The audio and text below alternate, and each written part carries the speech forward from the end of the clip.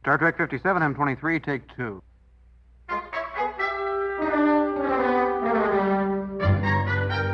It's got Star Trek. Episode 59. Discovery, Season 3, Episode 13. That Hope Is You, Part 2. Oh, computer, show me what I saw here, so I can be free. Accessing archives. Presenting final entry before disruption. Burnham? So go.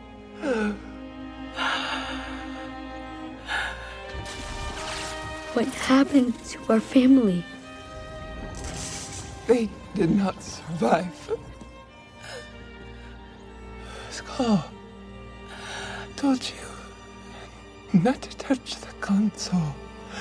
Not until the Federation comes. Burnham?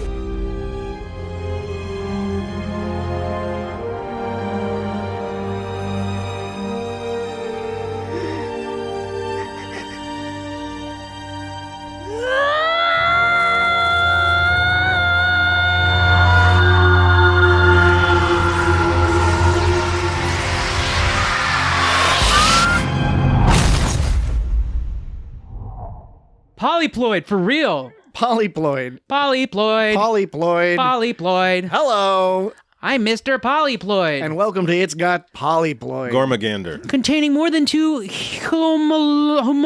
homologous sets of chromosomes. Homologous. That's why I finally settled on homologous. Homunculus. Now, there's also polyploidy, but I bet it's like really polyploidy or something like that. Polyploid or polyploid. What you a polyploid? And A then- polyploid is what he said, right? Yeah, and there's also that same word with a Y added to the end. Polyploidy. Polyploid. Polyploidy. Polyploidy. All right. Polyploidy. Polyploidy. Welcome. Polyploidy. Gallipoli. Welcome to the It's Got Star Trek podcast. This would happen to be episode 59, as you'll know from clicking play on it. Mm-hmm. And in this episode, we will be discussing the season 3 finale of Star Trek Discovery. Discovery. That's the show we've been watching for the last 13 Finale weeks. of Discovery. Season 3. Season 3. So we're going to get to that. 13. We're going to get to it that didn't work. that discussion in mere moments. In mere moments. Mere moments. Whenever In the mere moments. when that moment hits us.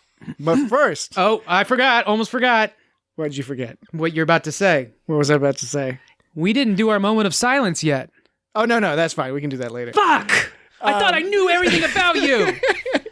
Oh, I had to Nobody knows what we're talking about. I don't. Nobody look at me. How we begin the podcast with a prayer. We've a prayer for our nation.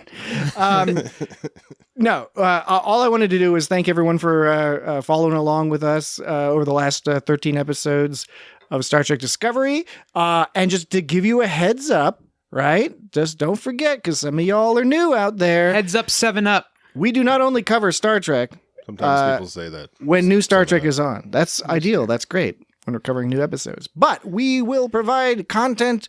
Ain't no new Star Trek. Yeah, there ain't no new Star Trek for a while. So we'll be providing content for a while. Next week, we will be releasing the some would argue mythological, legendary bank episode, hidden secret pre-recorded episode recorded late 2019 in which we discuss yeah, no, 2019 pretty fucking what the hell was going on back then? I have no memory.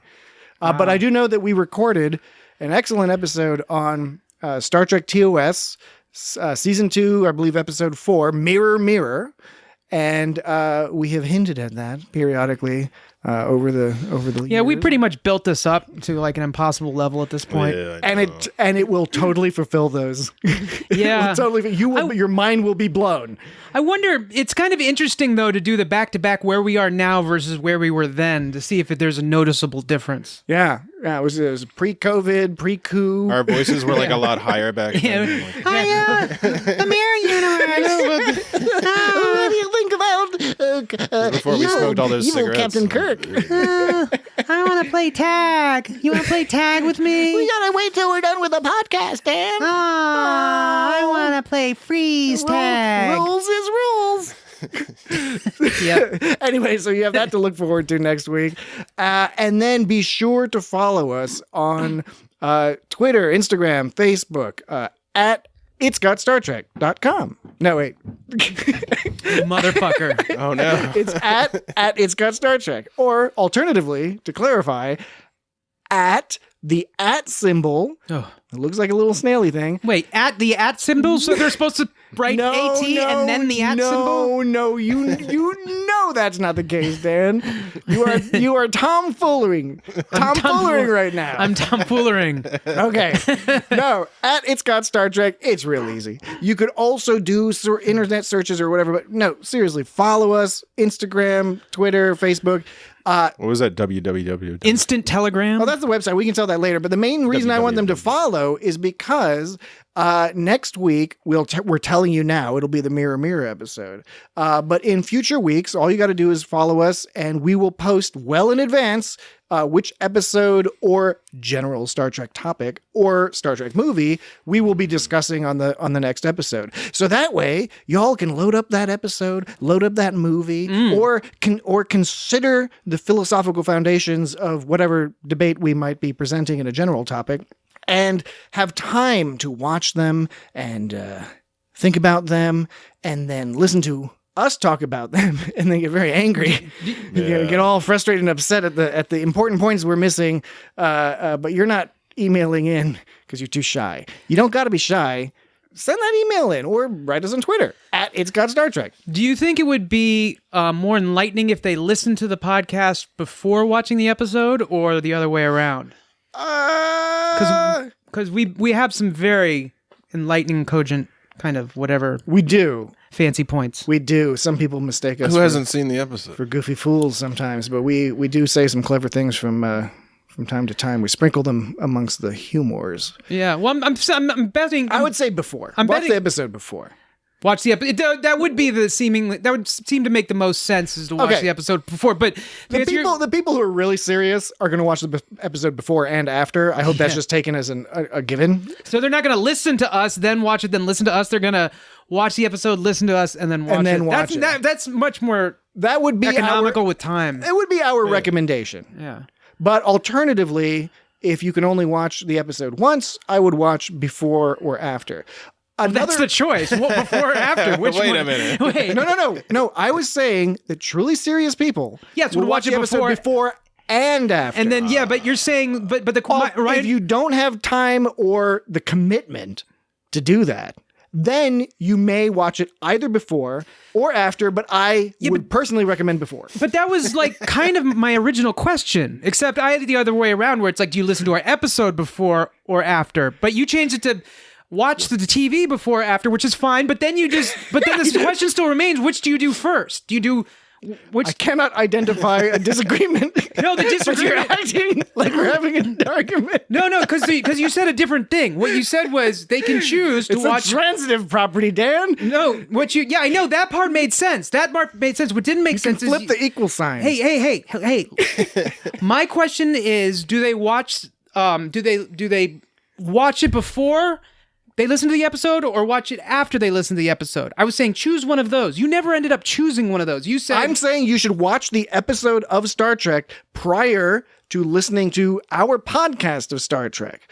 That would be my recommendation. I thought I was I thought your first one. I remember you specifically saying, watch the episode, listen to us, and then watch the episode again. I said that would be what serious, committed people would do. Okay. But we respect the fact that there are folks in the audience. I mean, there's a lot of stuff going on in the world out there who do not have the time. I get what you're saying now. Or attention they got other stuff to pay attention to. So they might only get to watch the episode once. In which case, I would recommend prior which is the whole point of what Okay. I'm saying. Which is we'll put it on Twitter so you got time to watch it in between. Fair enough. Jesse's as asking, haven't they already watched the episode? Well, maybe they haven't watched Maybe one they of the haven't. older no, episodes.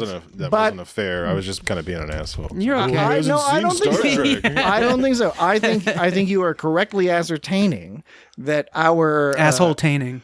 A lot of the people that listen to the our podcast, narrow niche yeah. is a group of people who are relatively well familiar with the entire canon of Star Trek. probably more than I am. Yeah. Yeah, well, I'm probably more than all of us. Yeah. You know, some ideally. Combined. I hope so. Yeah. I hope those people are listening. Not to mix metaphors, but it's like the Voltron of Star Trek. You know, we come together, Yeah. yeah. we three, and our occasional guests and our audience, and together we can figure it out. I'm the legs. We can figure out all this subjective stuff. Legs night.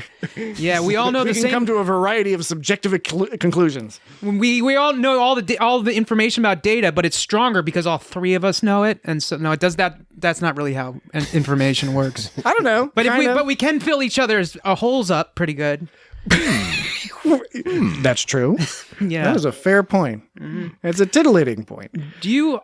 Okay. I was going to change the subject unless you had something to. No, we should talk about the actual episode. Yeah. Well, I was going to say we were talking about we don't have a Pinterest. You know, someone. Did I ever tell you? Do they still use Pinterest? Is that still a Pinterest. thing? I know it fucking comes up all the time in Google searches when you're doing image searches. It's always a Pinterest link. You're like, I can't fucking use that. I know Yeah. somebody that looks at Pinterest. Did I tell you about the time that I said Pinterest and Yeah. someone got on my case? They were like, "You mean Pinterest?" Yeah. And it's like, I know it's a play on the word interest, but like some people say, Owen Wilson says interesting. I had not figured out it was a play on the word interest. That's what I assumed it was. I just If thought it it has was- nothing to do with that word, then maybe I am totally You wrong. pin something of interest.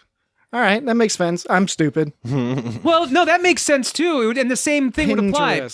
Pinterest or Pinterest. Pin something. You could say both. All right. So that's the dilly dallying part of the This show. can smells weird. That's not all the dilly dallying. So we will now move on to an official and That was a long dilly dally. an official. No, it's good. Good. We will now move on to a more appropriate analysis of this particular episode, the season finale.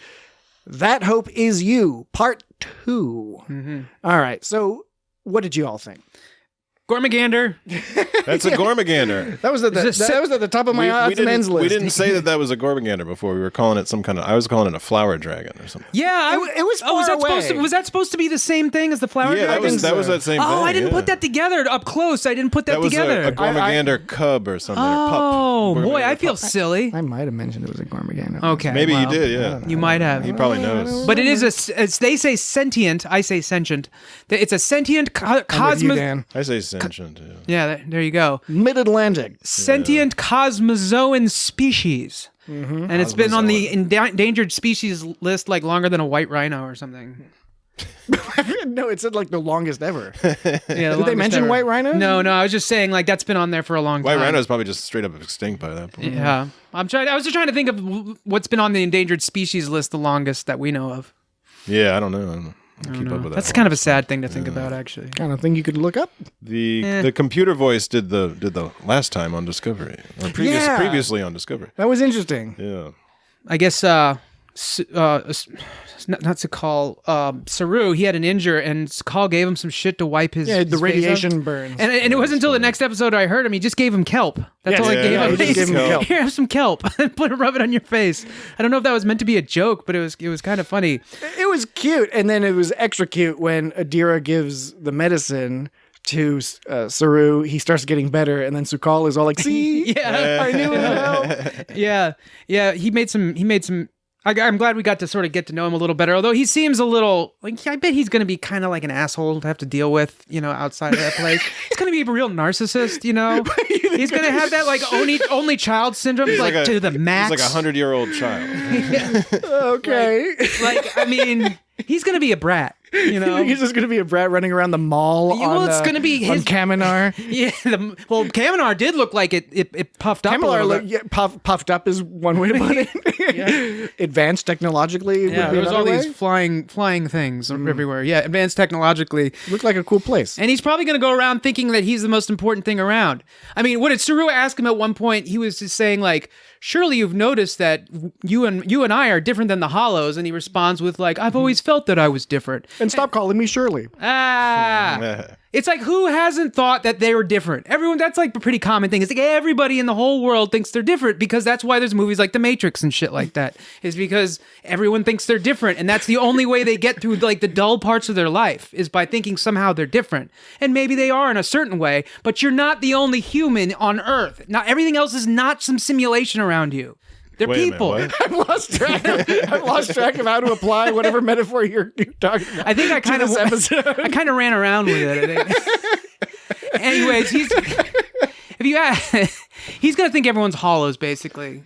Oh, I get what you're saying. Yeah. I kind of went a little weird with that. I mean, my guess is, one thing I like about actually, I like a lot of things about the character of Sukal, but one thing that's cool about it is that we've seen other stories like on the Twilight Zone and a number of times of a person who has a great deal of power and who you have to be very careful talking to them because they could like destroy everything. Yeah. But usually they're like a petulant child or something like that. Right, like that kid on the Twilight Zone that controls everybody. Sukal is a very sweet guy. He's very nice and clearly traumatized. I mean, not that that's a benefit as a character trait, but it's something we can empathize with, right? Yeah. And it comes out the most in some of his lines he had where he does his like weird little voice, like he's like danger. Yeah, that was weird. Yeah. Or, my mother. It's not Golem like. It's I don't know how to describe it, but he takes on a different. The actor took on a purposely different tone and sort of that hissing kind of thing. Near the end, when he talked to the computer, like that whole when he sort of like got out of the proverbial cave or whatever you want to call it, to shut down the program. His line was, he goes like, "Oh, computer, show me what I saw here so I can be free." But he did it in this weird sing-songy kind of like, "Oh, computer, show me what I saw here so I can be free." It was like really weird, and then it kind of made me. It was almost like a chant. Yeah, it was like a symbolic, Yeah, and it was like a ritualistic chant. Saru was all talking about Sinulem, and then he fucking pronounced it. Sukal pronounced it. Circumsol. I will circumnavigate the globe in 80 days. He said it or less. He said Sinulem, whereas Saru said Sinulem. He said Sinulem. So he pronounced his own. I bet he's gonna be so hard to work with when you get him out of there. But it was endearing when he was said that the line after that, which was something to the effect of like, the Hollows have directions to make it here, but no. He says no. This is what he said. He goes, "I've always wanted to make Sinulem, but the Hollows give terrible directions," or something like that. And he makes this face. It's endearing, actually, and frustrated. Yeah. I bet you Saru has a weirder time because he's going back to a Kaminar where everybody like lives. Like, how long do those people even live now without that shit happening to them? Yes, that's right. It's like their whole culture is different. It's like a bunch of old people. I mean, because he sees like that old hollow, and he's like, well, I mean, how old is that guy supposed to be anyway? Like, how long do they live now? Yeah, I mean, elders were 30 years old or something probably back then, but that guy was way beyond it, way beyond that shit, long enough. And I mean, obviously, this guy, I mean, he's a mutant, but he's lived over a century. So who knows if that's how much mutant is in his longevity? Who's mutant? The Sukal. Sukal is a right? mutant. Yeah. You can't let him around dilithium anymore. That's and the question I had was did Sukal's mother design this Escher-esque nightmarescape? I know. Or what's going on here? Now, narratively and visually, it works really, really well. I kind of wish they had a little bit of a Star Trek technobabble as to like it's feeding off his memory engrams. They never did. Right, Yeah, yeah. they never did much with that monster thing, that demon, that Yeah, not folk so much. monster. They kind of said it represented little bit. They said it represented your fears, but it never really manifested itself in such a way that he never really had to face it. Yes, he had to face going through the door at the Right. end, Yeah. but there was no reason to manifest it as some weird demon. They didn't go with that. But anyways, yeah, I thought it was like you said, it was narratively. Well, the reason why it's particularly evocative, the imagery from a narrative perspective, is because if you imagine it as an extension of his mind, it shows the chaos and confusion and that he doesn't understand what reality is. Right? Yeah, that makes sense. And that there are broken pieces and there are upside down pieces and all sorts of other crazy stuff. So he has a grasp on reality, but doesn't really understand it. And so it does make sense from that perspective. It makes less sense from the perspective of a mother who's trying to design Right. a comfortable environment for her child. Why would you want? But I know what they were going for. The second time I watched through it, that kind of popped out at me when I turned it on. I was like, wait a second. Yeah, she wouldn't want like it to directly reflect her child's his emotions dad- at the time. Maybe his mom was Tim Burton. Oh God, 'Cause that's what I felt. I was like watching Beetlejuice. it's like no straight lines. Yeah, I actually I forgot to check this out. I meant to check a few episodes ago when this, a couple episodes ago when this place got first introduced, because they concluded that when he did that second scream, the one that hit Book's ship, right before a deer warped or transported there, and Book was all like, "We almost started another burn" or whatever. Dilithium got all wiggly. Yeah, everything got wiggly. And it's because he did and I can't remember why he did it, but he did a little yell. He was upset. He was upset, yeah.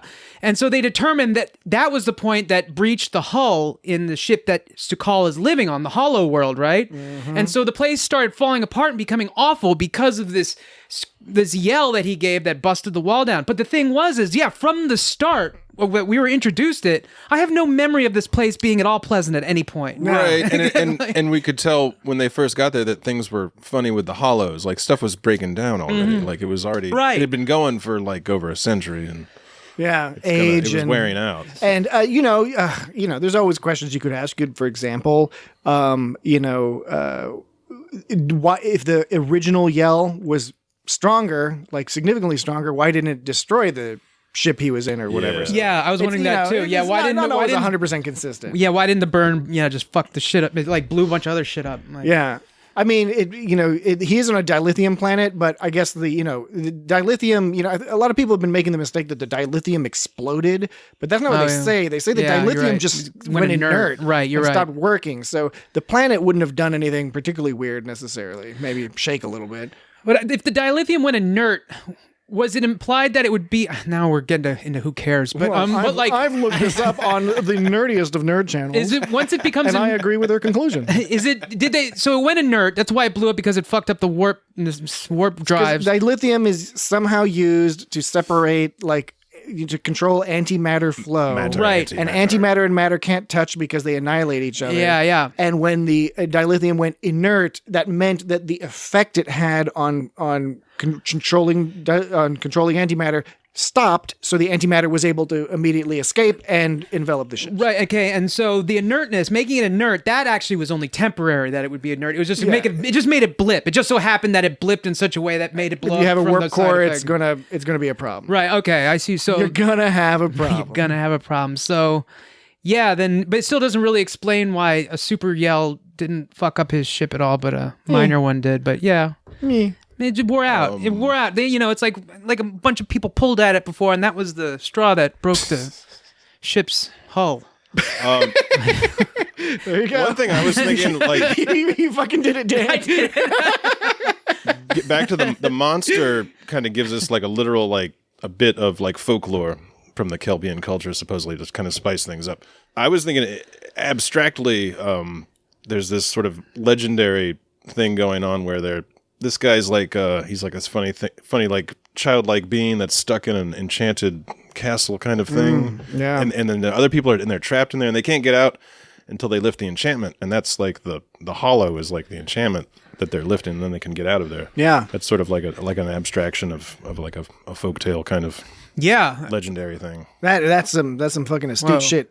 Yeah. First thing that came to mind was shit. like some Rapunzel or something. But Yeah, it's like that. Yeah. Except he wasn't imprisoned by someone. He was. And Sukal didn't have long hair. Yeah, they don't have any hair. Yeah, what do they do without all that hair?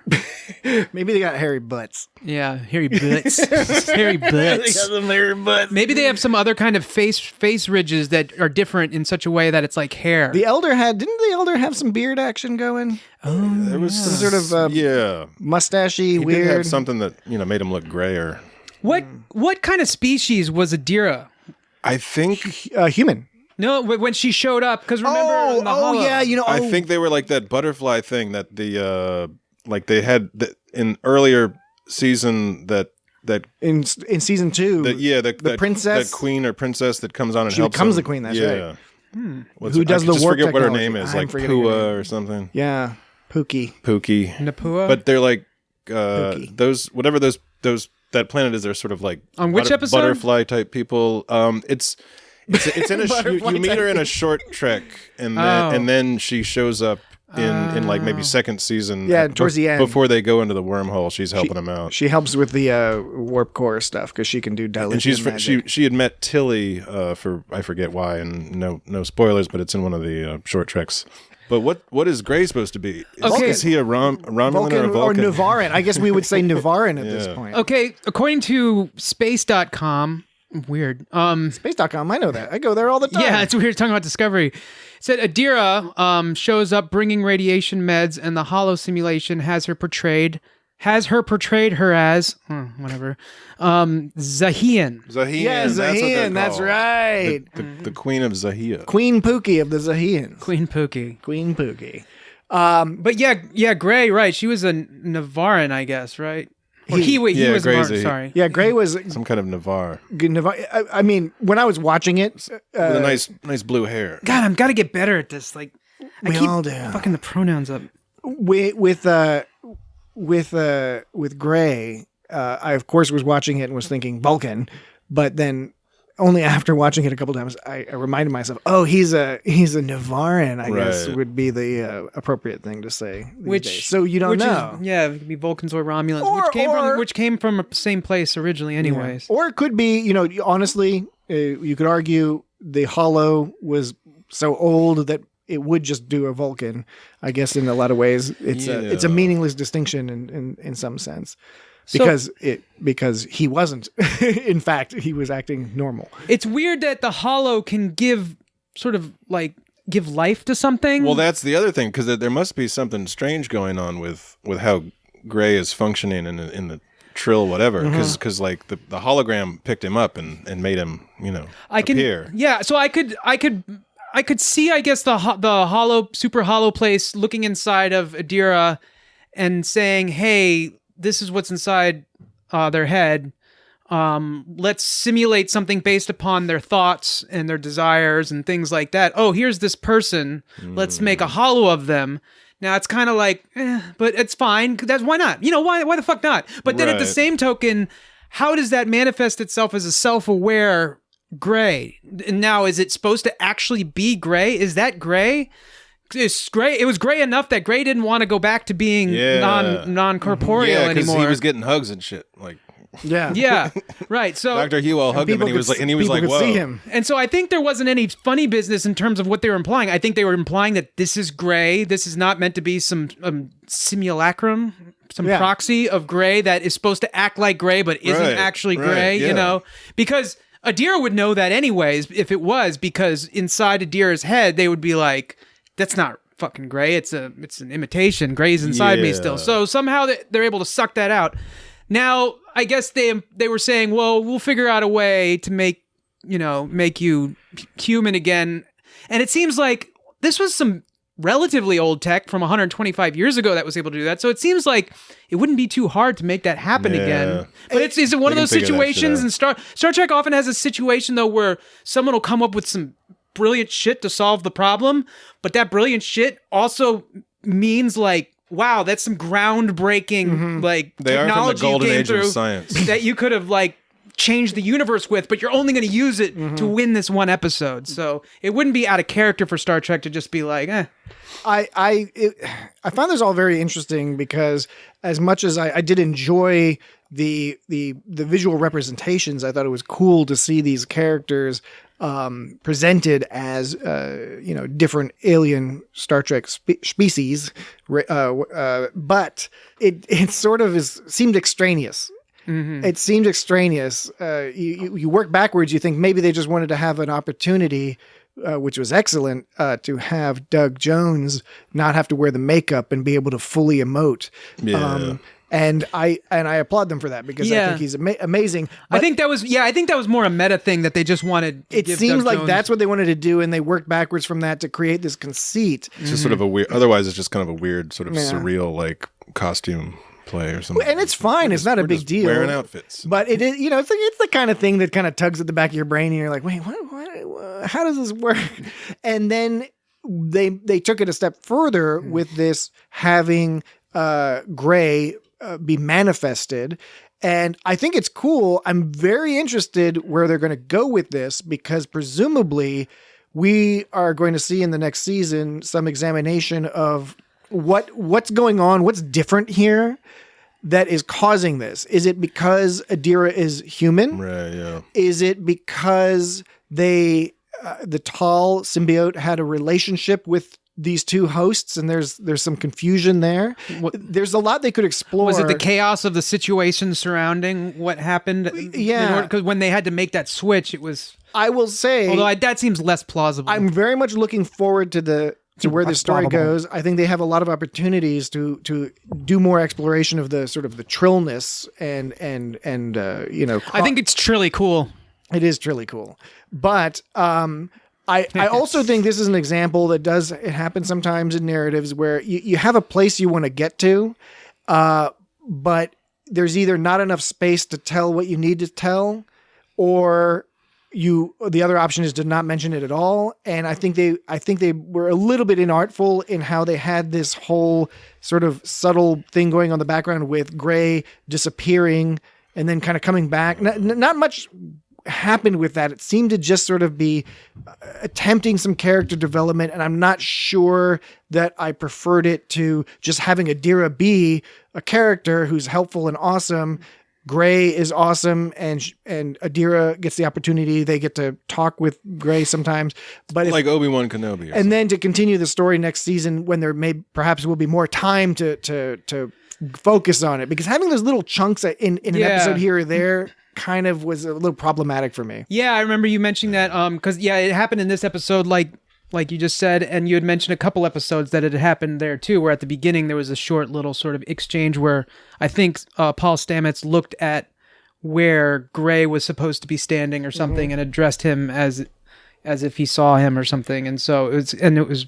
And they're wonderful characters. That's why I'm really looking forward to seeing how it goes. And I almost feel like these two excellent characters have been given a little bit of short shrift in that, we haven't really gotten to focus on them very much. But Adira, of course, helped save the day, had the clever idea to put the medicine in their mouth. I wonder why is that so clever though? Okay, so I think they may have done an ADR to line here, like add in a line extra, because it was one of those deals where you see them talking from behind their head, because they have Adira say, we heard you talking on the comm, so we knew that when you beamed down, all your stuff disappeared. Yeah. So she put the medicine in her mouth in order to have the hollow not take it away, which is very clever, right? Adira's really smart. They did not necessarily. They're super smart. They did not necessarily convey that. Not Adira, but the producers may not have conveyed that as artfully as they could. Yeah. Because it was a little confusing until the second time through. I said, "Oh, okay." Once Adira mentioned it, and I paid more attention to it, it made sense. In terms of like you were talking about, trying to sort of like have more time to explain something. I guess this is not quite along the same lines, but it was a quick point when Book and Burnham escape that situation and run out. It didn't even occur to me at the time, but then they gave I thought it was a good job, just a quick explanation, because Book was like, why didn't we just, transport out of there? And then Burnham was like, well, it's a transport jammer. And, and that was a situation where... They had mentioned that in, I think, a previous episode as well. Yeah, I don't remember that. Yeah, I mean, they mentioned it's again. I agree. I think you're right in that it's subtle, in that your brain catches it. It's just like, oh, turn on Those the green transport bitches, jammer. when they took over the ship, they put the jammer on. Right? Yeah. And so I thought that's an example of just kind of like, if anyone kind of saying like, if you had a question as to why we didn't just do the obvious, which was warp away or transport away, it's just them giving a quick explanation, a couple words.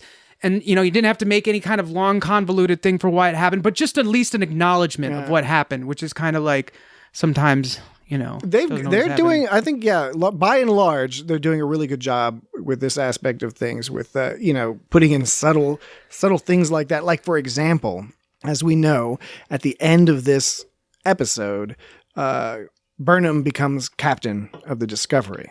And this is something that's been bubbling the whole season, but particularly the last few episodes where they've been having hints at Saru having some shakiness and Burnham having learned some of the lessons of her prior experiences where she caused some issues, uncaptain-like issues that, and she's demonstrated over the course of this mission that she has apparently resolved some of those issues and is doing the right thing, right? For example, not going back immediately to rescue Saru and Culber, etc., despite her friend Stamets crying and which screaming. Stamets was still being like totally short-sighted and selfish in that episode, even up to when he went up to Admiral Vance. But again, totally understandable, totally wrong, but also totally, that's clever. That's good character, right? And he said it in such a way that it didn't even seem like he was like begging for a favor. He was like, "No, we can just go do it now. It's cool." Right?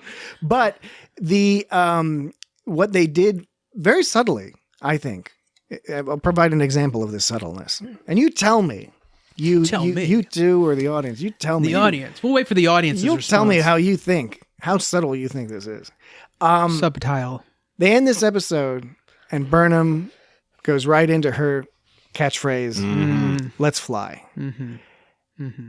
At the beginning of the season, when we first see Saru, he is worrying and fretting about and trying out different catchphrases, and he can't get one. None of them's working. And I think it was, of course, played for comedy, and it was funny, but I think it also served the meta purpose to sort of convey that he's not ready because it's not like in him, right? He doesn't have the catchphrase. And I know I might sound like I'm being a little jokey, but only half so. I mean, I really do think that that's one thing that it conveys is that Burnham's got it because she sits down and boom. Yeah, she didn't think about that at all. She was just like, no, this is what I'm going to say. Yeah, I think actually I'll buy that because like it shows sort of just a readiness and natural preparedness of the situation of what's going to come out, and what comes smoothly and what comes naturally, not having to feel like you have to fulfill a certain, idea of a role that you may or may not fully grasp or something. She's already established she's going to do it her way.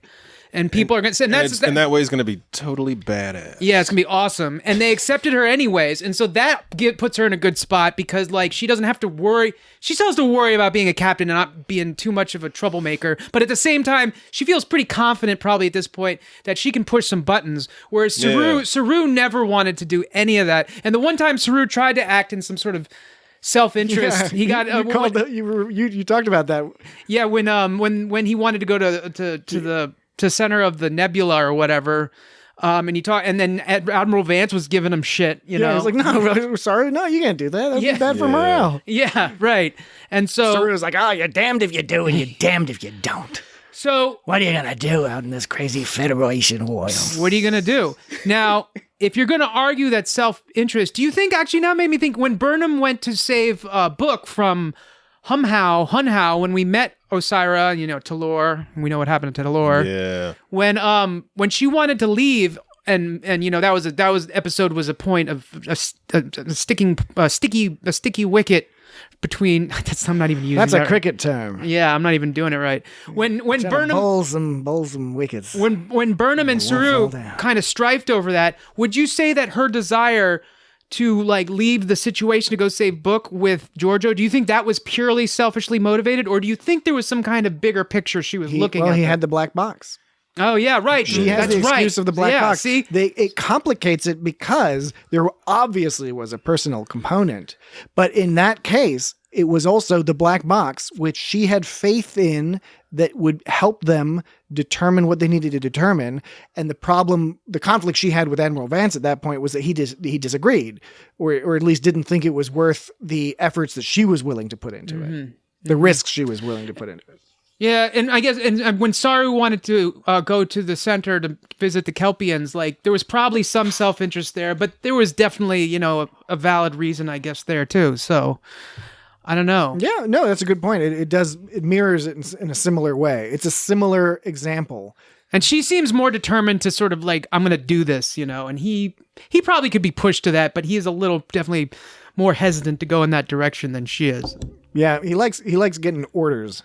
He likes getting orders. He likes having someone he can sort of rely on that will he doesn't mind commanding the situation, but he also wants to know he has something he can fall back on.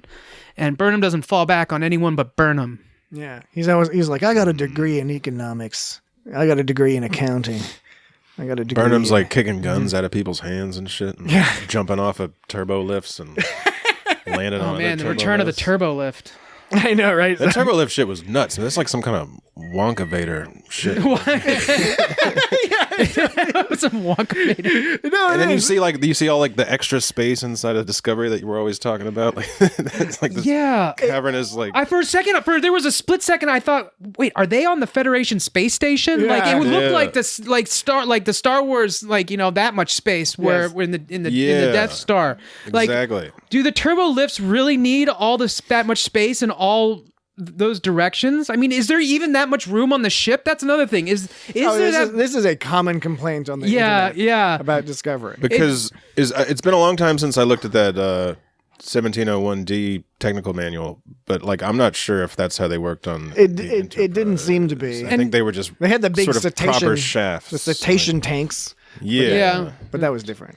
So and we've learned they're sort of propelled along by these little, these squares that sort of propel them along. At least post refit. You got to remember also a lot of this could be a post 32nd century refit, programmable matter and shit. And I was going to say you could tell it was a refit because they were programmable. There was programmable matter making those. They were just tubes. So this is an ancient complaint among Discovery people.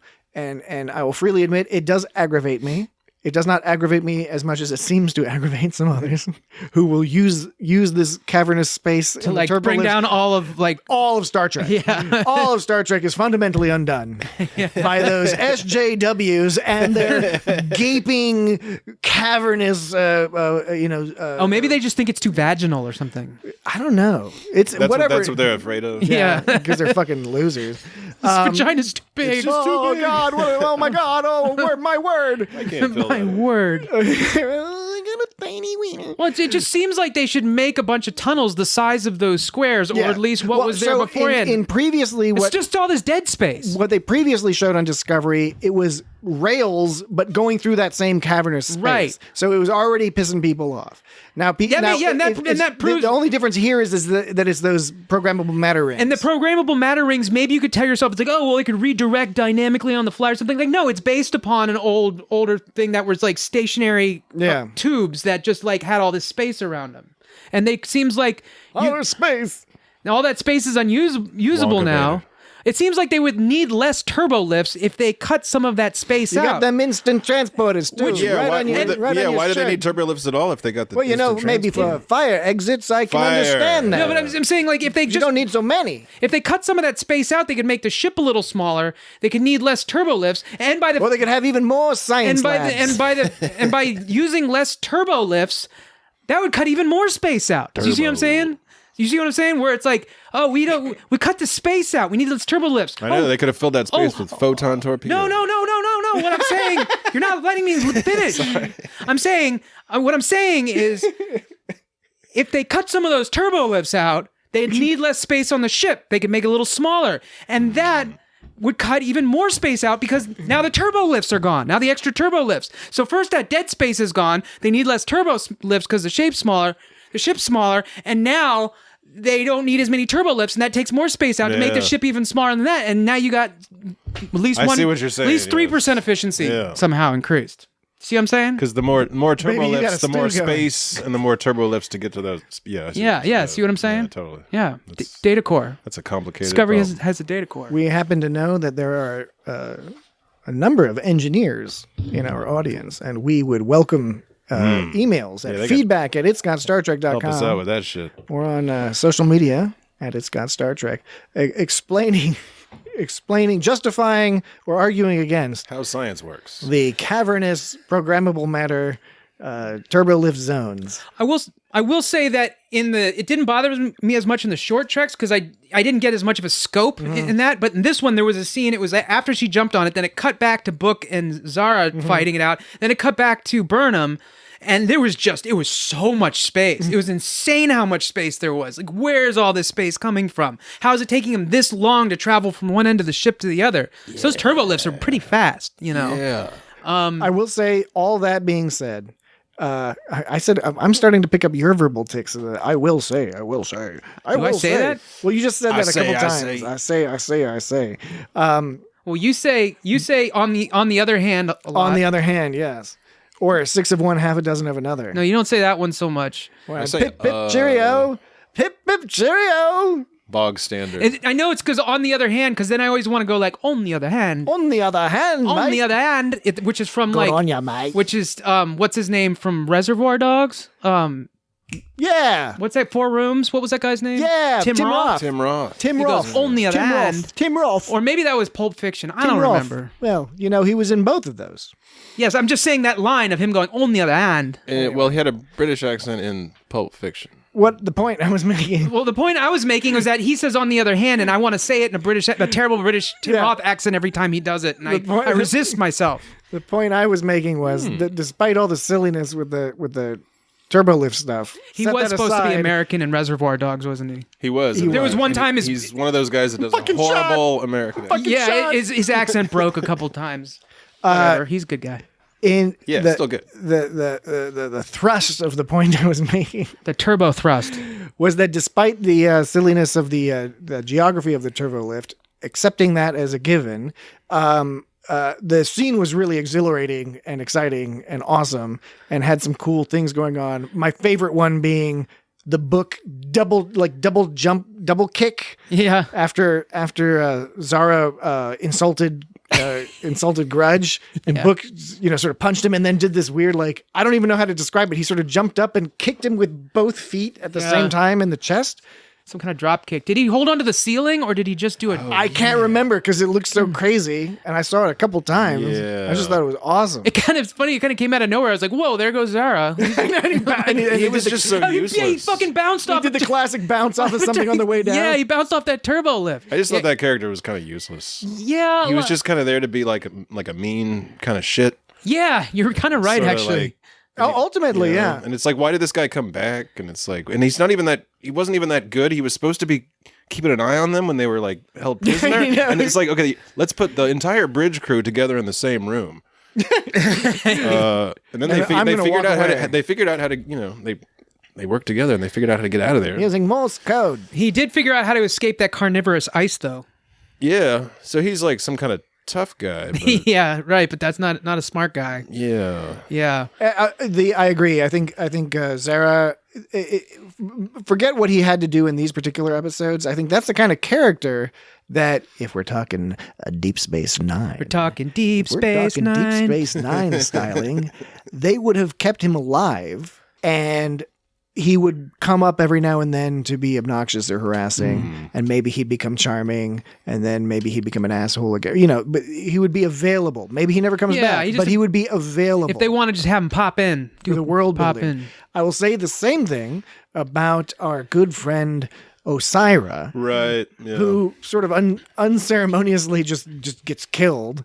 And that was badass. it was cool. Again, it's a cool scene, but then it threw me off a little bit from a story structure kind of way, because first of all, last episode they started making her more nuanced and adding some sort of Right. subtle layers, Right. and that all went out the fucking window this week. People were hoping she'd be like a Gul Dukat. Yeah, like have her out there, change her power position, which puts her in a position of wanting revenge, but being humbled and all this other stuff. And then, again, it's the kind of character you have available in the event that a storyline comes up that would benefit with their involvement. And over time, multiple appearances can build into a very interesting character arc that can even help redeem some early mistakes, right? Because you make a character more interesting almost in a retroactive sense.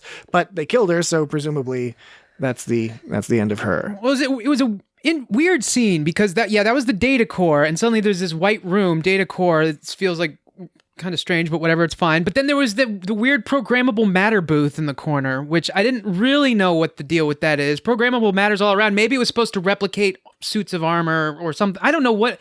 It was a weird thing that you could sink into because I know it was bizarre. It was bizarre. And then it was like caught in her mouth because she was coughing. That was. I thought it was kind of awesome. That was cool. She was like she just puked programmable matter, and it didn't mess up the computer at all. Here again, I think we can work backwards, and I don't fault the writers because when you're crafting these types of stories, sometimes you get an idea that is so engaging that you just don't want to let go of it. Sometimes that's good. It works out. Sometimes not so good. But I think this is an example of something that clearly was such a cool image. It was a cool Burnham image. Vomiting up programmable matter. Somebody thought of that and they're like, all right, and we got to figure out how to make that happen. And basically make some digital quicksand for her to sink into. Which is in the computer room for some reason. Yeah, which is, right. It's there. And who knows? And Osiris seemed confident that it would work. That's the other confusing thing. Is like, I'm just going to push you in here and then you're dead. Yeah. Oh, no, I'm dead. Yeah, there was at some point the room became all electro crazy because it started like shocking people. Remember there was a part where Osira had a gun or something. Someone had a gun, and the room. If you don't remember this, rewatch it. The room like shocked them. There was some electro bolts flying around the room at one point, and then Yeah. Osira did that. I always like when they do the knee punch, where you're on your knees and you look at the other person, you give them like a hook to the knee. And it was also like, I was wondering how would that feel? I don't know. That was the leg that Burnham had injured already. Oh, got stabbed in, I believe. Oh, word. Oh, I was about to say. Oh, word. Oh, word. And see, I just felt really silly. No, you only felt silly. You only felt silly because you were saying it sincerely. Yeah. Because I didn't even think about it. I was so like, a word. God damn. That's okay. I know, it's okay. A welcoming environment, brother. I should have just more confidence when I be a silly boy. Word. Knee punch. And then she and the way you're right. It was very unceremonious the way she died because it was just some like blaster beams coming out of the programmable matter to shoot her, and then she was dead. Now it's cool the idea of those blaster beams kind of coming out there, but yeah, she just kind of gone. And you kind of don't see them. It's the way it was edited. You sort of see them come out of the programmable matter, and then it just looks like Osira just sort of falls backwards, and then they have some digital smoke coming off of her. And when it's brought up to Aurelio or whatever, it's just a quick. All we get is a quick shot of him just kind of looking. That's. You could tell he was bummed out, but at the same time understood. But that's all they gave for any kind of grief or recognition for her is Burnham mentioning Osiris dead and Aurelio just kind of like having this look for like half a second. And then they just don't really talk about it anymore. So yeah, it is weird when they just break off a character, and especially like you said, where they were last episode trying to give some kind of depth to her. And then it just, so everything you said before. Yeah. So it was kind of a... Whatever. They fat shamed Grudge though before when going back to when you were talking about Zara. He called him a fat cat. Yeah, but he died as a result. That's what you get. That's what you get. That's the result. She's a queen. He's not even a fat cat. It's just a big cat. I know. And I didn't even get it at first. He was like talking about fat cats. I was like, what kind of rich people are you referring to? And then I was like, when he goes, she's a queen, I was like, oh, like super real. I like kind of zoned out on that one. Because Grudge is not fat. Yeah, that's why. Because it's weird. That's how my brain works. I can't help it. People in the future. Bad guys always like to talk shit about cats. That's how you know he's a bad guy. Yeah. He's talking some shit about them. Right. That fight kind of did remind me of like an irredeemable bad guy. Yeah. The fight did kind of remind me of like some kind of John McClane battle or something like, some kind of fight on the girders or battle on the giant satellite dish or not satellite dish. Okay, which movie was the one where he was on the satellite dish? GoldenEye? John McClane. No, I was just mixing. I was just taking the idea of action movies All right, and putting them together. which movie is John McClane on a girder? Well, I was mixing movies again. John McClane was on a building, but there was another movie I remember. He was on top of the building. But there was another end, movie where they were fighting on girders. It was like partially unfinished. Like, there was a construction site, and there was a part where they jumped on the crane that holds the girders, and it was all spinning around. And I could just be making this up. Is that from Die Hard with a Vengeance? It could Are you talking about Super Mario 3? I'm not even talking about anything. I could just be an amalgamation of Live Free or Die Hard. My point is that after a while, action movies start blending in, and you can just sort of mix and match what you want to do. I don't know. I don't know that it was any Die Hard movie. It was probably something completely unrelated. Was it Batman? I don't know. It was not Super Mario 3 though. That's a good question, because Super Mario 3, you have to be careful. Was that one of those games where if you stepped too far to the one side of the platform, it started falling and you had to run back so you didn't fall? You know what I'm saying? Did they do that in 3? I think so. Yeah. No.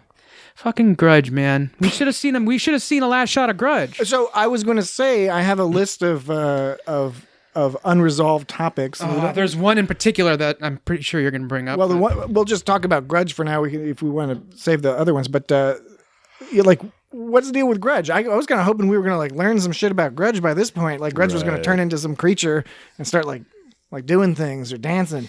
Like in Red Dwarf, that evolved cat. Oh yeah, that guy was a cat. Yeah. What if it turns out that Grudge is Bobby Hill? Bobby. And he morphs and he does a weird little dance and it sends bad guys running because they don't know what to do.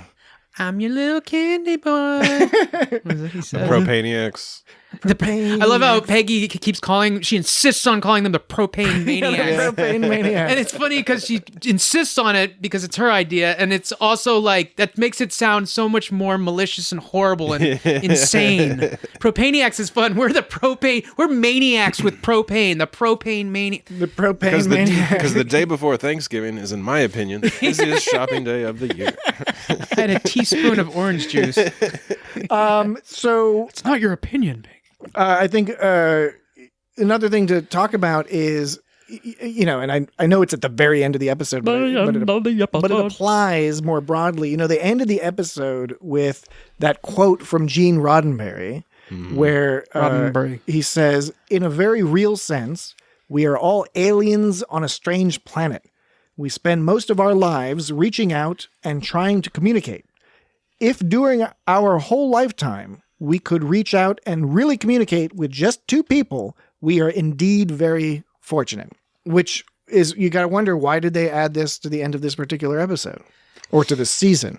Yeah, Well, she was talking in that speech she gives at the end about communicating and not being disconnected and being connected. I figured that tied into that. And the whole metaphor about how they could detach their nacelles and the other parts of the ship. But they were detached but connected. I was going to say I agree. I think that the episode in particular, but the season more generally, the overall themes, and we discussed this early on, appeared to be about relationships, connections, communication. Some key examples from the season I can think of are they opened up the lines of communication with the Trill. They opened up the lines of communications with the Navarans, right? And the Earth and that guy that was living out on Jupiter or whatever. To get more stupider? Exactly. That's a great example. Maybe it was Saturn. And there are a number of examples like that littered to get through. that pattern. In this episode, a few examples are, like Burnham communicating with Tilly kind of via code, but the code only works because of their existing relationship. Right? About, telling Tilly to go fuck around in the She was saying we played 7-card stud and drank synthahol. Have we established that? Does synthahol get you drunk or not? I don't, because I swear in one episode they were implying that it didn't. Yeah, and in this situation, it implies that it does. We've seen in some cases that it doesn't. Some people say it gets you drunk, but without the bad side effects. No hangovers. Other people say it gets you drunk, but you can turn off the drunkenness in an instant and be ready to go. You know? So I don't know if there's a canon consistent thing about synthahol, but you can say they were partying. They were having a good time. Because there's also the case where they always have some real alcohol Romulan stashed ale, away, some Klingon Romulan blood ale, wine. yeah. Some Cardassian. And it's canar. perfectly like standard practice to have this unofficial like liquor like in your ship somewhere. That's actually like, they're always saying, "Well, that's illegal." Haha, I'm the captain. You know. I'm Right, a criminal.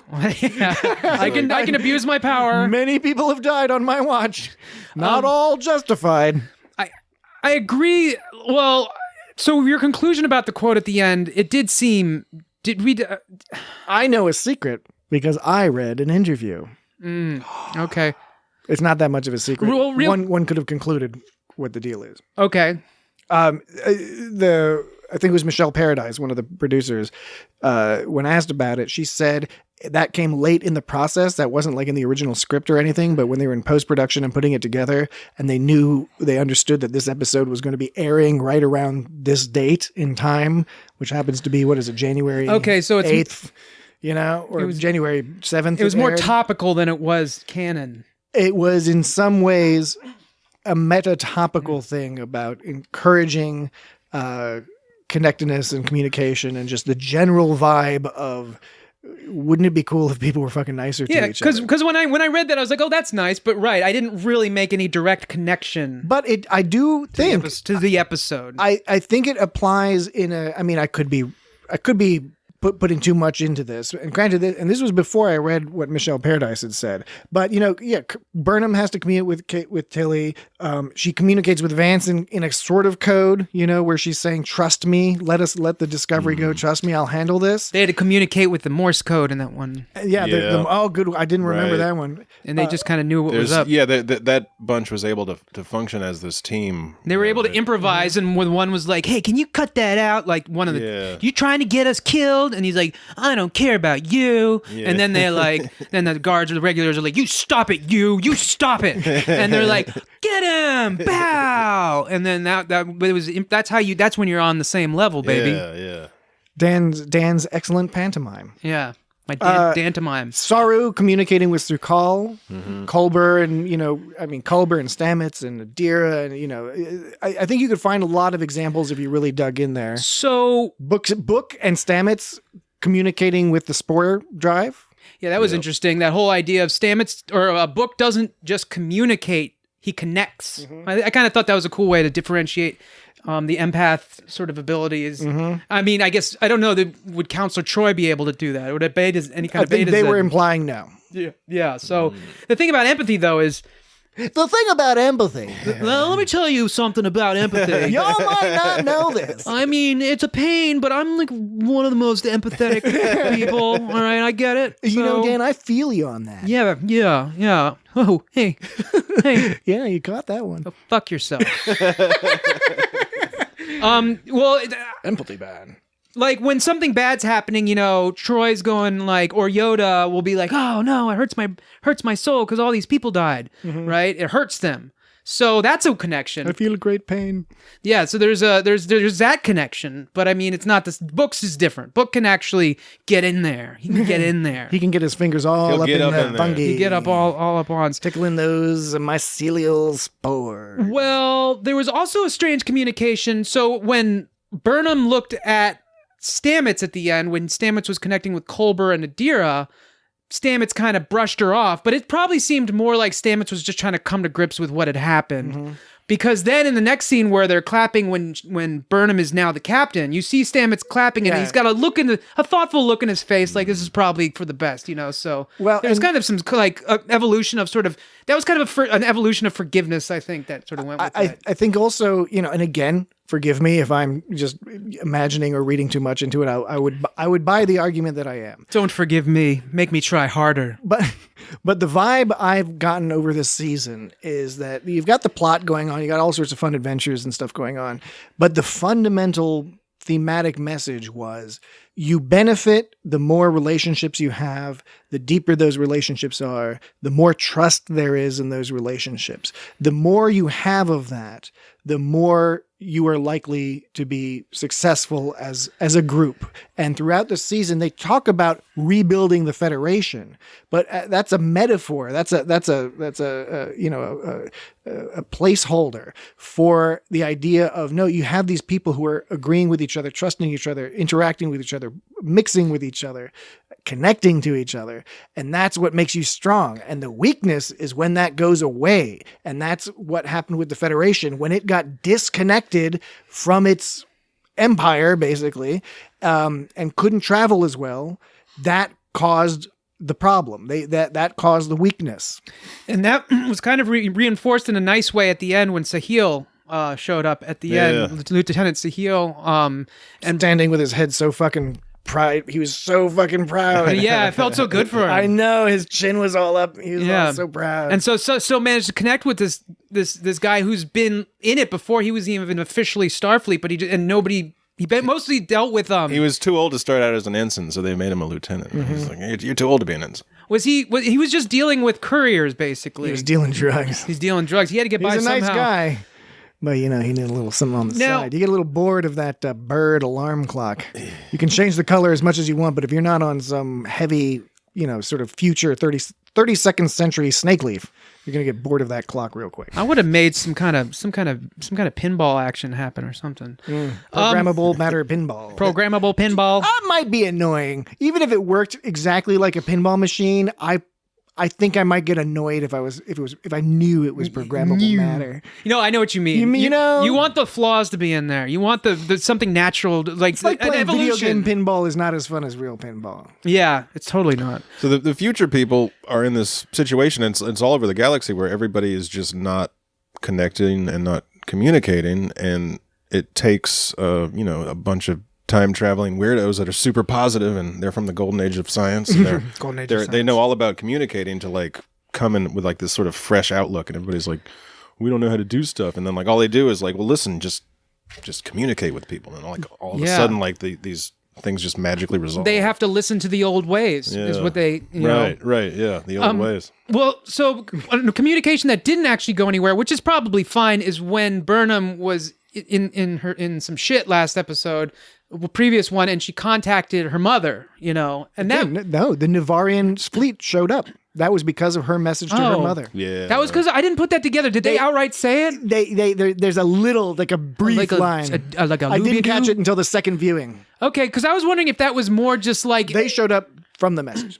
Okay, well then that makes... Because you don't really see a lot of the ships to be like, oh, those are the Navarre ships, but like they're talking about like Navarre and the Cronenberg guys is like, oh yeah, didn't you send for the Navarre guys? And, Okay, well that makes more direct sense, because I was wondering if it was just there to sort of have give you some kind of characterization of Burnham or something, but no, it actually held a practical use, and that's cool. I'll go with that. There's also this sort of ultimate version of communication. It's in the background of the entire season, which is the burn itself, because the burn was the cry for help of this child, of Su'Kal as a child.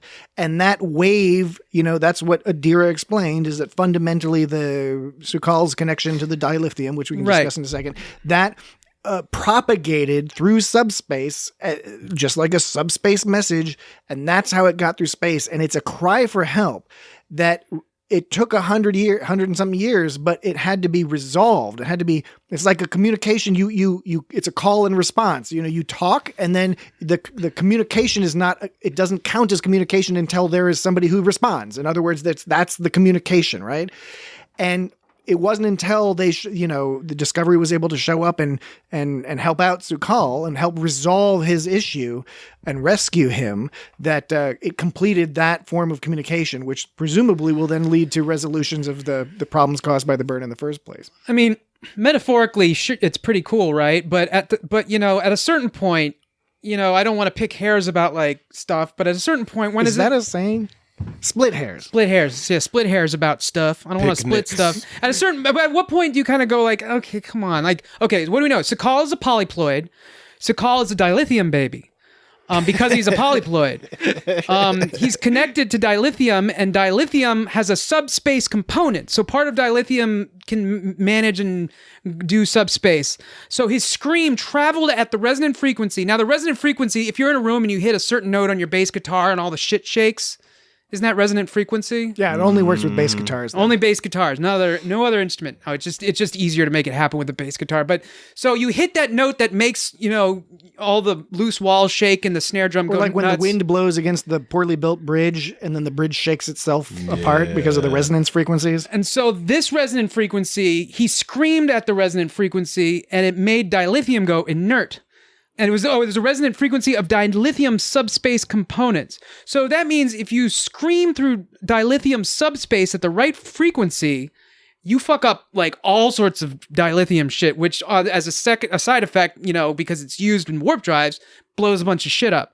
So that seems like a replicable weapon, It seems like a liability. I agree. So it seems like you could make something like that. Or somebody might want to kidnap this guy. Well, but couldn't It might only work at the dilithium planet. I think that's where they've set themselves up in a way to say as long as he's not fucking sitting on because they did a say trillion that, metric tons of dilithium, this is not going to be an issue. But they might as well look for ways to replicate that ability, because it seems to make sense. As all you have to do is just basically talk on dilithium subspace and find the frequency. In any long-running franchise, I think and Star Trek is about the longest running that in this kind of category. You run into this problem where, for story purposes, you develop some sort of technology, and then it's just sort of disappears at some point. Look at the Genesis device from Star Trek 2. Now, that gave them basically 3 stories. Star Trek 2, 3, and 4 were all connected. But shouldn't people be making new Genesis devices? Shouldn't the Klingons? I know they didn't get the data, but it's They did stuff in Star Trek novels, from what I understand. There's stuff on. See, the novels always kind of follow up on stuff like that, and that's what's awesome about the novels. and that's what I was.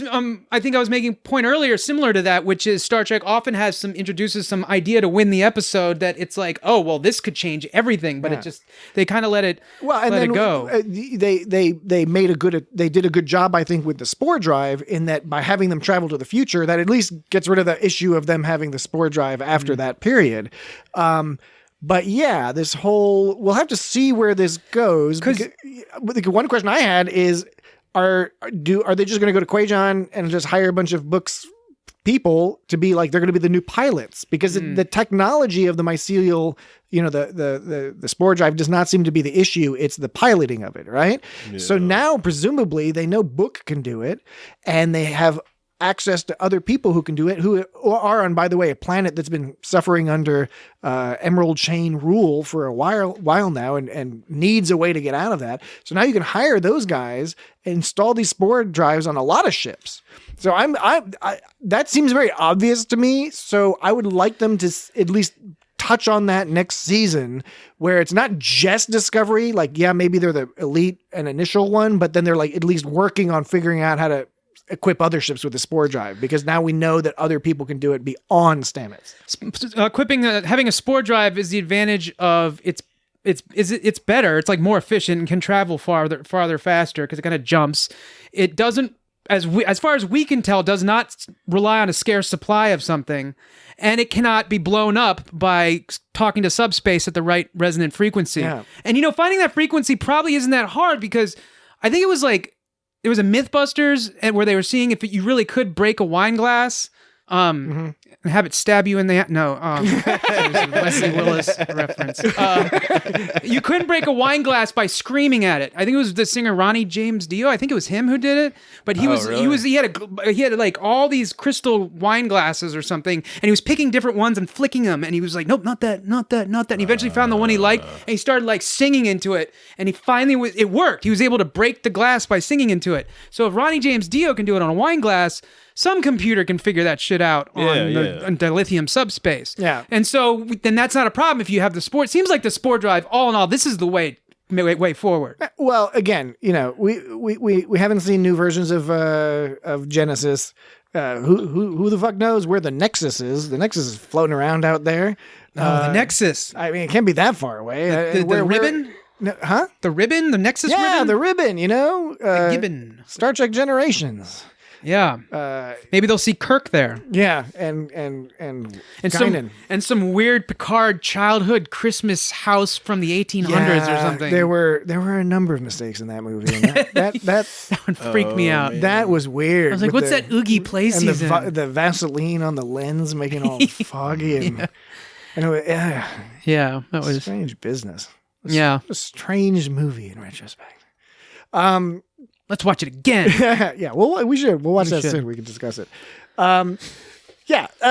So, in the end, I thought great episode.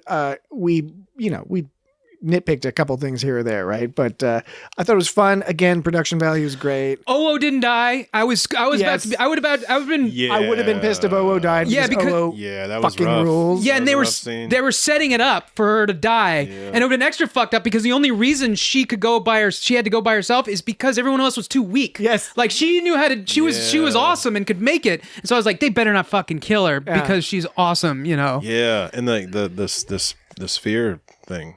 Saved her. The sphere thing's okay. Oh yeah, I thought there was going to be more going on with that. Right. They set it up like there would be, and they didn't really do anything. Things just kept getting blown. Yeah, they got blown up a bunch. Yeah, they kept getting blown up. So maybe they offered a minor distraction on the way. And then also there was that one that saved Oo by pulling her out. That's all they did, and that's not nearly what they set up. That it was implied that was going to happen. Now I thought there was going to be hijinks.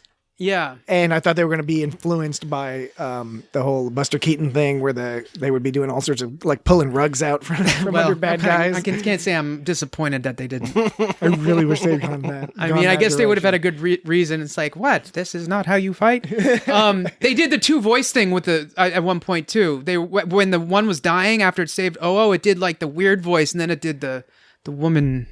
Beautiful woman voice. I swear part of the team, the crew were shooting at. Were there bad dots? Were there bad dots? Well, it was hard to tell whether it was friendly fire or if it was the other guys hitting them like a couple times. Yeah, I could and I was because it looked like the fog of war. It looked like the crew shot some of the dots. There was a couple of but because they were just getting blown up. I shot Dot in the face. Box with lots of dots. Shot Dot. What'd you do that for? I didn't mean to. I didn't hit no motherfucking bump. Pulp Fiction. Y'all got to go see it if you haven't. Go to your nearest Cinemaplex. You've got to have it. Wear a mask. Sit 10 seats from the person next to you and watch Pulp Fiction. Available in theaters today, wherever you are in the world. We've got listeners from almost every continent. Go to the movies. Go see Pulp Sit real close to everyone. Go see Pulp Fiction at the movies. No, don't do that. No, we're joking. We're searching. Don't do that. We're smart people. I wasn't sure if when the dot after it saved Oo, it died. I wasn't sure if I was supposed to feel sad there or not because I didn't because it was. Because I didn't. Because I didn't. Not because I'm tough. It was more just a moving moment. It was fine. Yeah. It was cool that it saved her. Everybody didn't die, and everybody got to continue being a happy bunch of friends and stuff. So when Burnham shut down that thing after she killed Osira, she did that thing. What was it? It was some it went system check. It kept going system check. And it was different. Brought the computer back online. Reboot complete. And it had different voices for some reason for the system check. It went from a really masculine voice to a really you watch with the captions. It said Emerald Chain Computer when that because they had kicked the original operating system out. Oh, that totally makes sense. I did watch the captions and that totally went by me. Man, I'm It's kind of weird that it rebooted to the original Discovery operating system. Yeah, that was weird. Instead of you'd think the third, but who knows? I mean, computers are wild. And she's just told it to warp regulators away. Or transport. She was like, transport all the regulators off the ship. So I'm guessing they just all are floating in space. Well, they'd be dead anyway if they got that, because it was awesome when the Viridian exploded. Yeah, right? The actual, that's a good point. The visuals, the soundscape. Yeah. Here's the only issue I have with that. It seems to be really emotional about it. It sounded like you're going to break down. It seems to me that plan would have worked without ejecting the warp core. Yeah, and just having Book try to jump out of there. Yeah, right. Well, how would it explode then? Yeah, but they didn't need it to explode. Yeah, I guess you're right. I mean, strictly speaking, they did not need to like. kill all the people on the Viridian. Well, I will say that, and I was thinking about that because I remember when it was described, I thought, I guess they're going to blow up the warp core to give him a boost or something, and like, I was like, I wasn't sure why they were doing it, but that's the only thing I could think. It's like, they're trying to get a boost? Like, why do they need to do that? They didn't say you can't like jump if there's shields up or anything like that. I mean, I guess you could argue that, but I'm just saying it wasn't there, so it just seemed to me like... I'm sure they'll have an inquiry about that afterwards. Maybe they jumped the gun a little bit. A post-operations briefing, and they'll have to explain themselves about that one. They call those post-ops. Yeah. I was just for the people at home. I will say that after everyone reconvenes on the Discovery Bridge, Tilly, when Burnham's all talking about the plan and Tilly's all encouraging her, and she goes, we need you to lead us, and then she goes, but if it helps, that's an order. Now, you know how I normally feel about abusing that's an order thing. I know. I like that. I like. I know. You motherfucker. You fucker. But you liked it. Yeah, I did. I'm usually like kind of like when they're like, kiss me in the mouth. That's an order. Yeah, I've gone through this whole bit before. Usually when you bring this up, it's to demonstrate, it's to point out a counterexample in which you did like it. Yeah, no. Usually I say when I don't like it. Usually you say this when you do like it. No, not true. I always mark it every time. Listeners, this is the 59th episode. Please go back, listen to all the episodes through again, and send us the timestamps of when this conversation comes up, and then we will listen to those and resolve it. I promise you that I've always brought it up when I didn't like it. And I'm saying this is the one time. If I might concede that maybe it's the second time, but honestly, I really think it's the only time because it's brought up so often that I hate it. When she said it this time, I liked it because she said it all like nonchalantly and sarcastically. She was like, "What if it helps? That's an order." How do you feel about kind of like pointing out like, yeah, it's silly when people say that. Silly Tilly. Tilly was saying it's silly. Silly Killy. She wasn't being silly. She was saying it was silly. Tilly was saying it was silly to say that. How do you feel about when people are like, because it pokes fun at permission to speak freely, sir? Oh, yeah. I think I've mentioned that. Yeah, right. That's always only one time, and I can't even remember what movie or show it was where it was like, no, you can't. Yeah, so... Odds and ends? Sakal says end program in Kelpian, but the Kelpian computer responds in English. That is exactly like when, you go to, for example, you go to Salzburg, Austria, you go to one of the cafes. Okay. You're sitting there, and you're ordering a beer, a pretzel, maybe a Rostbraten or a Leberkäse, something like that, spacely. And you are ordering in German, but that wily waiter, she knows that you're American. Yeah. She knows that you're English. She knows that you're Australian. So she responds in perfect English. And so it's really considerate, is what you're saying. They're being considerate. But then you want to practice your German, so you continue to speak in German. They probably want to practice their English as well. But in addition, they just know this is going to go a lot easier if they respond to you in English to make it very clear so that you don't complain when the beer is the wrong color or you get mushrooms on your spätzle when you didn't want them. I wonder how often they just... Well, you can get mushrooms on that shit? Yeah, man, you can get mushrooms all over. And I wonder how often. Dude. I wonder how often they have to be. I'm going. How often they have to say like, just say it in English. I dig it the most. Yeah. Like I would imagine if you're trying to practice, another language, and someone tells you just say it in English, like they're probably doing everyone a favor. It's like, let's move this along, but it's still got to be kind of like, Kann ich zwei Bratwurst haben? Yeah, just say it in English. That's how I say it. And that person. Zwei Bier, bitte. And it's like, it's got to be embarrassing, right? Because you're trying to like practice your foreign language, and you want to be cool with the language, and they tell you to get the fuck out with that shit. It's got to be kind of embarrassing, right? Yeah, they're usually nicer than that. No, I mean, even no matter how nice you are, when they're like, "Oh, can you say it in English, please?" Like, there's no way to say that without being hurtful. And I'm not saying they shouldn't say it. I'm saying they should say that if it's just causing problems. Usually it's like people say something in their language and then you don't say anything and then they say it in English and then you're like, oh yes, okay, now I understand what you're saying. And then you can have a conversation. I thought it was usually just Americans talking really loudly at people in English. All I was saying is that people practice the other language and sometimes this conversation goes nowhere, so the person from that country is like, just make it easier on all of us and speak in your original tongue. Yeah. Because I can speak English better than you can speak whatever language I speak. Right, totally. I learned it from a book. Odds and ends. that kid, the kid Sukal had a CGI face, and I was wondering if that's because they didn't want to put makeup on a kid, or if they just didn't want to torture a child for 4 hours. or if they just wanted to make it look more like adult Sukal, you know? I think it was more like they didn't want to fucking put makeup on a kid. 6 of one, half a dozen of the other. They could probably make it look like without CGI, and they could make it look like Sukal, but it's probably... I thought it was also, I mean, however, whatever the deal was, I thought it was effective. And it felt like a very Star Trek kid, for lack of a better term. You know, sort of like a Brian Bonsall as Alexander, you know, Worf's son or something. Like there's Alexander. There was almost an 80s vibe to that interaction. Except, you know, it was like the you know, Sukal's dead mother was horrific. I mean, it was like such a horrifying thing to see with her eyes open. You're like, oh, fuck. Yeah, that's fucked up.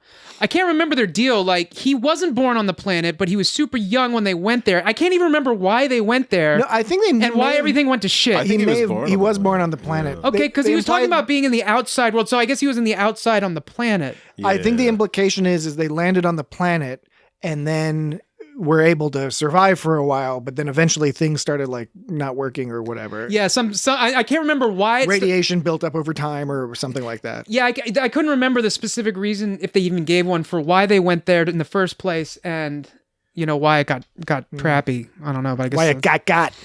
Odds and ends. The burn wouldn't have happened if the Kelpians hadn't been spacefaring. And that only happened because Saru did that stuff back in the past. Oh no! Oh no! So Discovery caused the burn. Oh shit! Oh, so all the haters were right. Oh man! And they made it so there was Michael Burnham caused the burn. They made it so life existed in the future, and then they made it so everything got fucked up. I'm on board with that, Jesse. I'm on board with that. I'm on board with that. I didn't even think about that. That's climbing true. on board. That's true. It's a boat or a plane or a train. You can board a train. What are you on board? What metaphoric vehicle are you on board? When the mom says, well, wait, he was talking. He's doing the right thing. He's just ignoring it. It's the right way to handle a bully. The water in the estuary in Narrow's Firth is normally sweet. He is to be floated by his grandfather during Nerd's shower. His grandfather ain't around anymore. Come on. Yeah, he hasn't. When his mom goes, and when it's talking to like the people who rescue Sukal, she's like, when he cries, you know. It seemed like she really just said when he cries.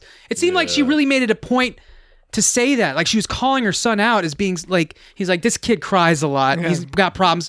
He's gonna be selfish and self-centered and bratty. Get used to it now. He grew up around a bunch of melting people. Yeah, right. And he thought he was the only one in the universe. He's one of those. That boy ain't right. He's one of those thinks he's the only thing in the universe and everything around him is bullshit. You're gonna have an impossible time with this kid, and he will cry. So I thought that was kind of mean of her. It's like dropping the kids off at the babysitter. Just thought it was not nice of her to say that. I thought it was a cool fade though from the Kaminar ship blowing up, or the Kaminar station ship, whatever, it blew up. It turned all like orangish red or whatever, and then it faded kind of into the space with like space gas that was the same color. Yeah, I thought it was kind of cool. It's kind of cool. Botany. Oh, one thing that you mentioned about things that they didn't tie up on is what the fuck? We never found out about the fucking tune. That tune. Oh yeah. Shit. They didn't even mention damn it. Right. They didn't what even a tease. After they found the frequency, the distress signal, the tune seemed to, and it could be that the tune is immaterial. I do recall Tarek at one point, you know, old friend and listener Tarek. Hi, Tarek. Hi, Tarek. He was talking about how like the tune was what they were hearing. Sort of, as I recall, it was that the tune is that we were hearing like from the nebula. But when you analyze the tune, you found out that like it was because of the distress call that was sort of like modulating things that were sort of externally being represented by the tune in terms of how the wavelengths. Oh, so that scene that I remember saying like it didn't make a lot of sense to me because they were talking about the tune and they were talking about the distress signal. It's like if you cancel out all the distortion, you get this. So that was all related. It was basically giving the origin of the tune. We don't have to think about that anymore. I think so. Because they didn't even mention it at the end of the episode, so I guess that's... But I agree that I had that same kind of feeling of a lack of completeness. It might not be a fair feeling. I forgot about that. But yeah, I think maybe now it's I feel, just... Yeah. It's now you feel empty inside. Now you feel burned. I feel a little bit burned now. Yeah. Alcorian Sorrowhawk. Yeah! ends, odds and ends, motherfucker. I was going to say that and I forgot. I said polyploid instead. Yeah. Polyploid. Polyploid. Altarian hook spider or something? No, that's a Talarian hook spider. Talarian hook which spider. is different than an Alcorian. That was Saru. last episode? No, the last episode was Alteran spider. Spider But hook. when I looked it up, all I saw was Talarian hook spider. I can't remember And which that's the one had that the hook. O'Brien had to fight off. Right? Ugh. Is that from like where the Tellarites are from? Tellarian. Yeah, but there's the Tellarites, and then there's the there's a bunch of ones. There's the that have, Tellarites and the Fellarites. Now the Fellarites don't like the Tellarites because they think they sell out too much The Mellorite. Smellerites. Smellerites. Anyway, there's other Tellarite sounding alien names too. So Osira is on call with Vance and Burnham, and when and they're on the call, and Burnham's like, "Hey, man, Admiral Vance." Yeah, I remember that. Yeah, she's like, "Let us go, man." He's like, "Yeah, you got a gun to your head. Of course you're gonna say that." And then She's like, "Nah, man, for real, "For real, for real." And he's like, "Okay." That I really like that. That was one of those examples of communication because she was saying like, "Trust me," and giving him that look, and he Yeah. was like, "Oh shit." Yeah, well, he goes, "Discovery is far too valuable," and Burnham goes, "Not without Commander Stamets." So I guess she was just saying like, Don't worry about it. They don't have the spore drive. As long as you're holding on to Stamets, they don't have the spore it's drive. okay. Whatever happens at Discovery is Of course, fine. that's negated yeah. later on with the revelation that Book can do it. Yeah, that's true. But they wouldn't have known that. All right, a couple more odds and ends. Because everybody keeps forgetting that Book has some kind of powers. Yeah, I know. I do anyway. I keep forgetting too. they make it like so. It's just like sometimes it's there and sometimes it. Sometimes you feel like a power. Yeah. Sometimes you. It's like he doesn't even have any weird like face tattoos or anything. It's like He's got some kind of something. on he's his- got something. right? That's when they glow. But sometimes, yeah, like they're not always there. Like, Yeah. Sometimes they're there. Okay, that's So what I was thinking. My final odd and end is about what's his name, the scientist fella, Aurelio. Marcus Aurelius. I'm very interested to see, and I would love to see them keep this character around. Like Yeah, he's all right. Like we said earlier, it's the type of person that can be a useful character to associate with. Doesn't have to be on the ship all the time. You don't have to add all these people to the ship, but he can be at the station. They can meet up with him at Deep Space Nine next season or something, or whatever. You know, They can do his laundry. He can work with that shady Canadian guy that got working there. What? That Cronenberg. Oh, yeah. yeah, no, that's actually a good call. I mean, I could see Cronenberg. Yeah, wanting doing to some be- secret science. What's his name? Kovac. Kovac, right? yeah, that's his name.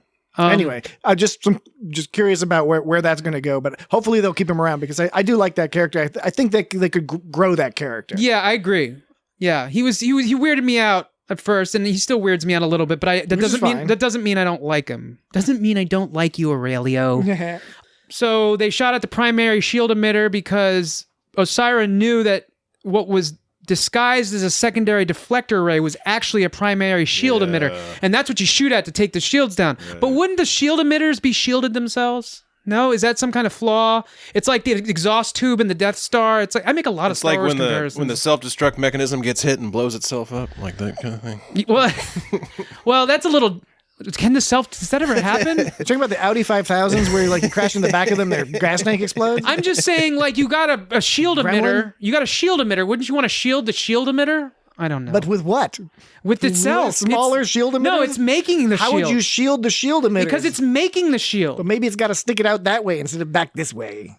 Well, I mean, it has to shoot it outwards, which means it's on the inside along with the ship. Again, engineers, please contact us at feedback@itsgotstartrek.com. Help us out. And explain this to us. And I also just wanted the camera was doing some weird shit in that HoloLand. Like, it kept spiraling around.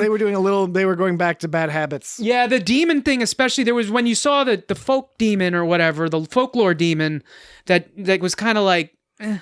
It was cool, but I'm still not sure what its whole purpose was. I know what its purpose is. It's supposed to face the sphere. I just don't know. There was a camera thing where they like made it upside down for some reason. No, they started right side up and then they spun it slowly. So it was upside down and then it came out and it was all upside down. And it's like, why is this upside down? I think we already know it's a fucked up demon because it looks all crazy and mean. They did that last episode, and it when it's done carefully and with thought, not that this wasn't, I'm not trying to imply that, because this was a very well-directed episode, but it's got to have a character meaning somehow. And when they were doing that flipping upside down with Burnham, you know, it was a bit to establish at that point in time in the story the disorientation, the confusion, is the Alice in Wonderland style, you know, upside down world kind of thing, like with the Escher drawings and stuff.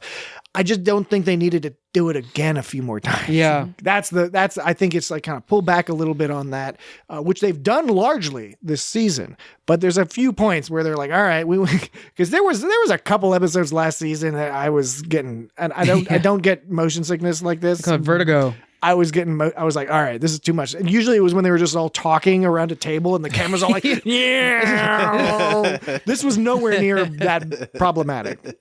I think this was it's a bit much more. It was more than what was required of the scene. I just want to know what happened on Sigma 10, because apparently what was happening to Burnham and Book after they escaped the Pain Brains room, apparently that made Sigma 10 feel like a vacation. So something bad happened on Sigma 10. What about SETI Alpha 5? This is SETI Alpha 5! Yeah. Oh, Detmer. That shit was fucked up. When Detmer was about to either when she woke up and got saved or was about to pass out, she had a tear boogie. Did you notice? Really? It looked like a tear, but if you go back, it's a boogie. It's like a tear that comes out of your boogie hole. Yeah. In your nose. Like it's like Blair Witch. Yes, like Blair. Yeah. Precisely right. Like the Blair Witch Project. It's like that shit that comes out of dogs' noses isn't boogies. It's just dog wet with probably boogie mixed in. But, There's a bit of bug in there. What are you talking about? A bit of bug. I'm just saying, like, sometimes noses. I'm just saying. I'm saying that noses sometimes can excrete things other than pure booger. You know, sometimes they have a kind of liquid component. Yeah, it's called snot. All right. But snot is okay. Yeah, we're getting into an area that I'm becoming more explicit than I meant to be. So I'm sorry. yeah, I'm talking about snot. Odds and ends. Odds and ends. Is that it? Any other last thoughts before we close it up here? I think that's all. Stated. Burnham doesn't believe in a no-win situation. Yeah, wasn't that last episode? No, that was this one. That was this episode? I mean, she may have demonstrated that before. Either way, but that's Super Star Trek. That's a callback. That's a Kirk. Yeah, it's a very variation on the Kirk thing. Oh, they did another reveal that we had already because I think it was like last episode they did some kind of dramatic reveal. It's like, oh, the burn. We found the source of the burn. It's like, yeah, we knew that. They did that again when Culber goes, like, that's what caused the burn. They were talking about like 120 years ago when he freaked out on that screen. Culber, you're on the fucking planet, dude. Yeah, like we already established that when he freaked out and shook Book's ship, and even Book was like, that almost was the burn right there. I don't understand why. And it was like, and we already knew that was a fucked up situation. Like, was that his realization that like that's what caused the burn is the scream? It's like I thought everybody knew that. It's as if these characters have never seen Star Trek before, and we know they can watch it because we've seen Riker watch Star Trek and we've seen Spock watch the same episode he was in.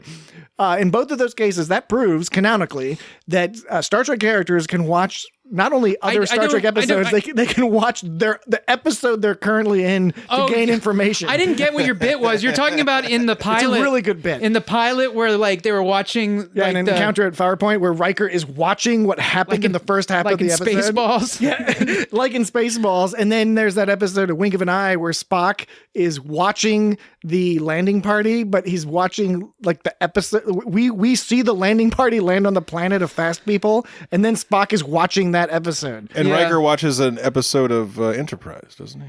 Oh yeah, well, in an sort episode of Enterprise, yeah. he's effectively, yeah. Well, I thought that it not only assumed that we knew that, I thought it was assumed that the characters knew that. I agree. Where have they been the whole time? They've been on the goddamn ship.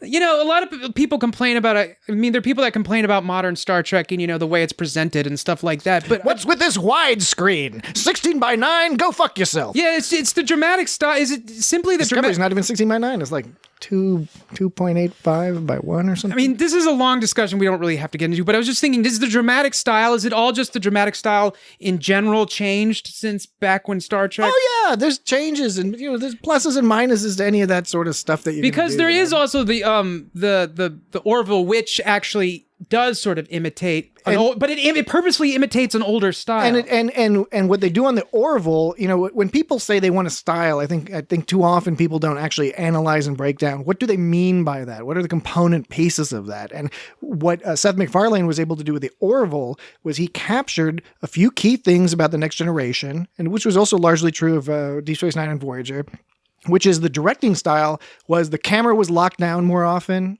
You had a lot less motion in the camera. You had fewer angles. Now, as the series went on, they always expanded and got better. And, like on Deep Space Nine, they purposely had ceilings put in because they wanted it to feel more constrained and things like that. So there is a difference. There's also a difference in storytelling because there's different, time constraints and storytelling styles. One great thing about most TOS episodes, and it's true in a lot of later Trek too, but TOS, those motherfuckers knew how to like structure a story, which is not always the case in modern Trek, but it's a different writing style. They're targeting, different things. Like what you're going to like. Totally. Last thing, I like that that Oo and Jet Reno were all tickled when they brought back the Dot, especially like seeing Jet Reno all like, it's like, hell yeah. She was all smiling and happy. Yeah, it was nice seeing her again. Yeah. And presumably we'll see more of her next season, which will be great. Yeah. Totally. All right, so I hope everyone enjoyed our coverage of Season 3 of Star Trek Discovery. Again, as a reminder, next week we are going to be releasing our long hidden Mirror Episode, TOS Season 2, Episode 4. So go check it out and enjoy that. That was recorded a long time ago, so it's a great episode. And it's like a year ago. Yeah, it was 2019. You can hear all the positive sunshine in our voices as we revel in the. So it's pre-COVID. You'll enjoy a fun conversation and the bizarreness of hearing these young fellows unburdened by my name is Dan. The realities of the world. You also hear the origin of the Woim voice. Oh yeah, Dan's Woim voice. Was that in that episode? That was in that episode. No kidding. And in the meantime, no fake. You can reach us at feedback@itsgotstartrek.com. Follow us on social media at It's Got Star Trek on Twitter, Facebook, Instagram. You can go to the website at www.itsgotstartrek.com. And we're available on all the podcast players that you can imagine, all your Googles and your Apples and your Amazon Musics and your Google Plays. Your Apples and your Spotify's pears. and all that. So you can find us wherever you like there. I want a banana. And in the meantime, we look forward to talking to you again very soon. So with that, we'll say good night. Night. Who do you think is going to make a bigger stain down there? You or that fat cat of yours?